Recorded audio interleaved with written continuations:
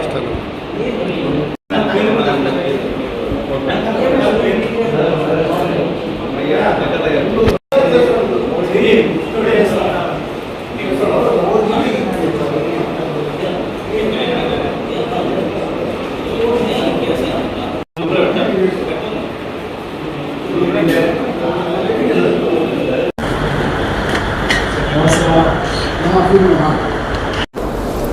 అందరికీ నమస్కారం.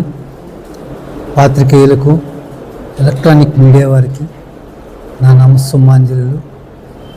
ముఖ్యంగా ఈ ప్రెస్ కాన్ఫరెన్స్ని ఏర్పాటు చేసిన లోకేష్ బాబు గారు, ఆయన ఫాదర్ అయిన నాగభూషణం గారు అందరికీ సుపరిచితులు. ఆయన గురించి మనం పరిచయం అక్కర్లేదు, అనంతపురం వాసులుగా అక్కర్లేదు. ఆయనకి నా కృతజ్ఞతలు. మరో ముఖ్యంగా జీవి రామయ్య గారు, ఘంటసాల అంటే మనకు ముందుగా పాట గుర్తొస్తుంది. అనంతపురంలో ఘంటసాల అనగానే మన రామయ్య గారి పేరు గుర్తుకొస్తుంది. అనేక అభిమాన సంఘాలకి ఈ సాంస్కృతిక ఘంటసాల, పద్మశ్రీ ఘంటసాల సాంస్కృతిక సంఘానికి అధ్యక్షులైన జీవి రామయ్య గారు ఘంటసాల పాటను, ఘంటసాల యొక్క ఖ్యాతిని ఆయన ప్రాచుర్యం చేయడంలో ముఖ్య పాత్ర వహించిన ఆయనకి ముఖ్యంగా నా కృతజ్ఞతలు. తర్వాత నా మిత్రులు సాయి ప్రసాద్ గారికి నా ప్రత్యేక కృతజ్ఞతలు. ఇక్కడ ఈ సందర్భంగా చెప్పవలసింది ఏమిటంటే, ఘంటసాల అంటే మనకు గుర్తొచ్చేది పాట. కానీ ఆ పాట గొప్పదని అందరికీ తెలుసు. కానీ అంతకంటే గొప్పదని ఆయన వ్యక్తిత్వం అని చాలా కొద్ది మందికే తెలుసు.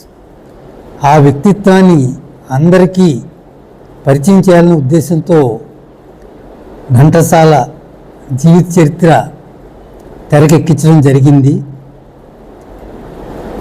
భారతదేశంలోనే, ముఖ్యంగా ప్రపంచ సినిమా చరిత్రలోనే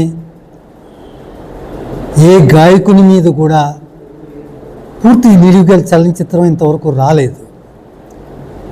ఆ ఖ్యాతి ఘంటసాల వెంకటేశ్వరరావు గారికి దక్కింది.